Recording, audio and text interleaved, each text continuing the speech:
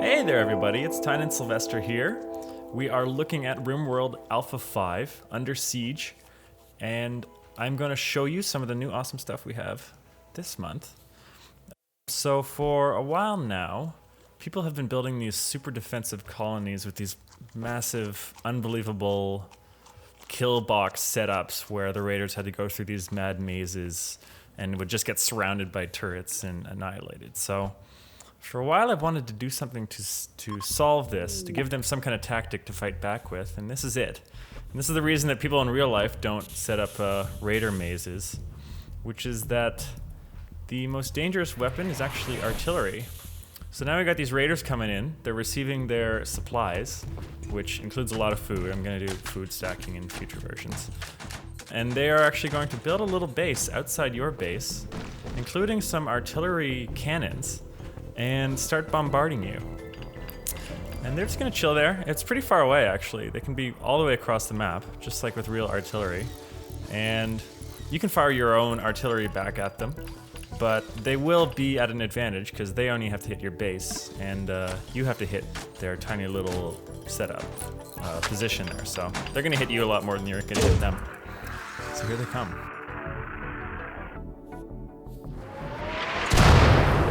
Alright, so they're firing incendiary shells right now, which is dangerous because they can start fires in your base. Sometimes they'll also set up with explosive artillery rounds as well.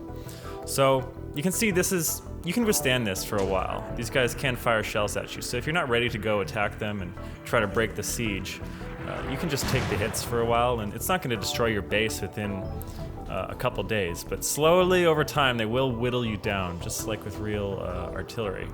And so you can't let that go on continuously. So we're going to do something that in previous versions has not really been required, which is go on the offensive here and kind of become the raiders ourselves in some sense. So I'm going to grab everybody and just send them down. And you can see they're trying to bombard our guys, but artillery is not really that useful against individuals in the field.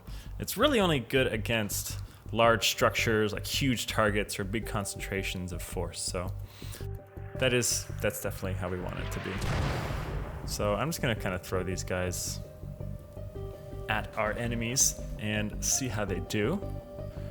I think it's going to be a little bit bloody here because my positioning is really not good. See, like the tactical position I'm coming at is not great because there's almost no cover for me. So I'm just going to try to sort of toss my guys up and see what we can do. And they're going to defend the siege position. See, look, I'm doing a huge friendly fire. This is ridiculous here, but I am going to overwhelm them with sheer numbers here. When you're actually playing this, you might want to flank them on both sides, do these kinds of things, break up their forces, or snipe them from a distance. They're even trying to shell us right from when they're right beside us.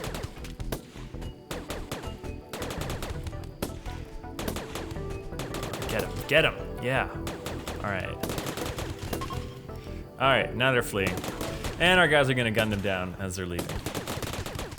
So you may have noticed that there's a couple like random pieces of clothing on the ground here, and that's because unlike in previous versions where clothing were just graphics, now you can actually change out what people are wearing. You can check out this guy, didn't take any damage. He's got his M24 here. We have a new gear tab that shows you everything, including a new interface that actually displays information about anything in the game you want to inspect, which is something we didn't have before.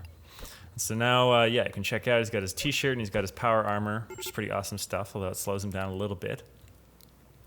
And you can strip these guys off and change them out for whatever you want.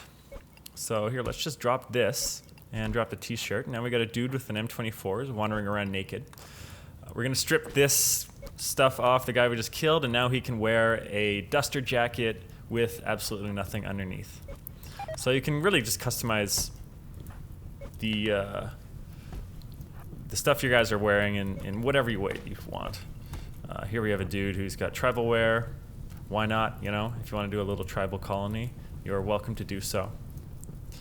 In future versions, I think we'll get color dyeing or something in like that, but for now you have to find gems like this pink jacket here for your guys to wear if you want to go pink or some other lovely color.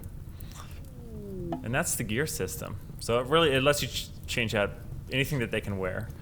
In future we're going to have hats and more types of clothing, but for now it's just it's just that stuff. So here's the next thing that you're going to notice that's new is there's actually an end to the game now, which is the escape ship. You are, of course, crash landed on this planet, so you want to get off. Now, this is an optional thing. You can just stay and build a bigger and bigger colony, and we're going to set up other sort of ways to win in the future, but this is just the first end game. So if you want to go and try to build the escape ship, you got to do a whole bunch of research and gather a huge amount of resources, including some special ones, or at least one special one right now. And then you construct it out of these structures here. I'll just cheat and just place them down so we don't have to wait for the many days that it takes to actually build this stuff. And it's sort of a skeleton spaceship, and the way it works is your guys are going to go in the cryosleep pods. And then depend on this AI core that you capture from one of the incidents that I'm going to show you soon to fly you between the stars. And you don't even have to send everybody on the ship. It might be difficult to send everybody on the ship sometimes, so maybe you want to have a partial victory and launch some people and see if you can survive with whoever's left behind. And so I'm not going to spoil this for you, so I'm just going to say, all right, we're ready to launch, and when you launch, more stuff happens.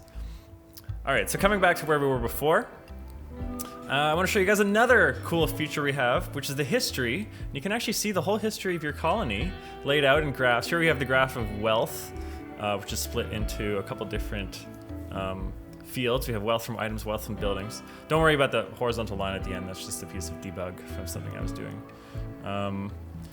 And we can see the events that have happened in the past as well. So if you, say switch to the population graph, and I've seen some of these data readouts where the population drops right after a raid event or something like that. It's pretty cool. You can kind of read the history off from what's going on there. And this is also a development tool for us. I'd found that there was a lot of difficulty balancing the game because it was hard to get an understanding of how long games were playing out, because it takes me so many hours to play them, and I can't play them the way you guys do. So what we've actually done is set up a system where you're going to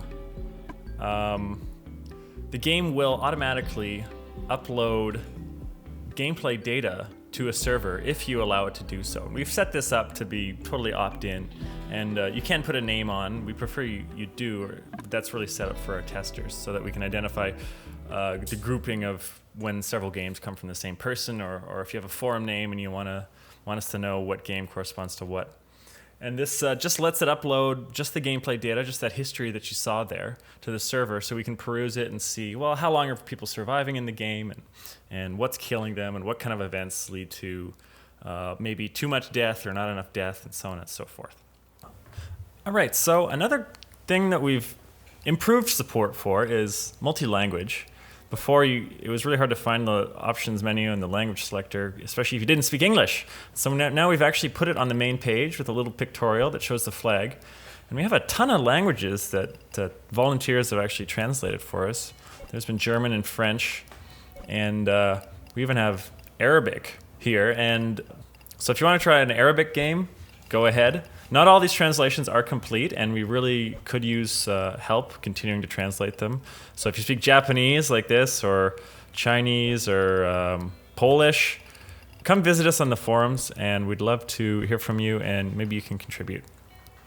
So next up, we have one final thing that I want to show you, just the start of, but not spoil it, which is sometimes you'll get this event where this thing crash lands from space.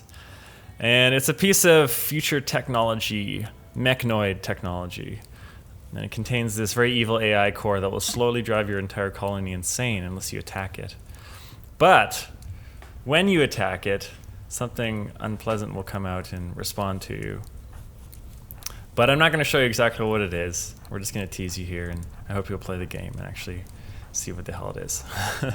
So yeah, that's pretty much it for Alpha 5. I hope you guys like the updates. I tweet at @TynanSylvester if you want to send hate mail or love notes to me. The game is at RimWorldGame.com. You're always welcome on the forums. So come check them out and say hello. And yeah, that's it. So I'll see you